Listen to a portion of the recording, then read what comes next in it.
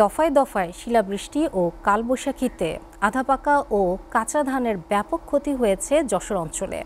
অন্যদিকে মেঘাচ্ছন্ন আকাশ কৃষকের দুশ্চিন্তা আরও বাড়িয়ে তুলেছে।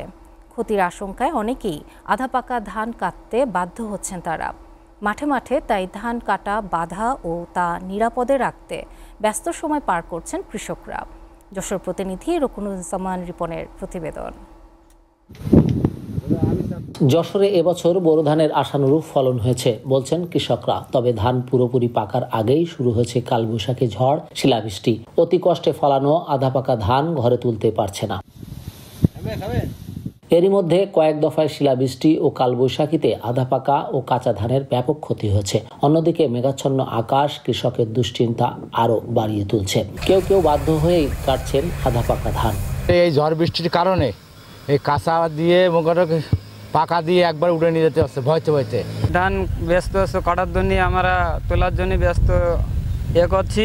প্রায় একই সময়ে সকলে ধান কাটায় শ্রমিক সংকটও দেখা দিয়েছে। তাই বাড়তি মজুরি দিয়ে বাইরের এলাকা থেকে শ্রমিক এনে ধান কাটার চেষ্টা করছেন ক্ষেত মালিকরা। প্রতি বিঘা 33 শতকে বিঘা 5,000 টাকা বিঘা আমাদের কাটাচ্ছে।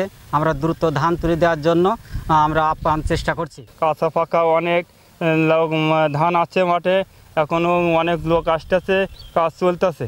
অধিকাংশ জমিতে ধান পেকে গেছে। যত তাড়াতাড়ি সম্ভব তা কৃষকদের কাটতে বলা হয়েছে। এক্ষেত্রে কিছুটা কম পাকলেও উৎপাদনে তেমন প্রভাব পড়বে না বলে জানান কৃষি সম্প্রসারণ অধিদপ্তরের এই কৃষি কর্মকর্তা। যে পরিমাণ ক্ষতি হয়েছে সেই ক্ষতির নিরূপণ আমরা করছি। এটার রিপোর্টটা হয়তো আগামী 2-1 দিনের ভিতরে পাওয়া যাবে।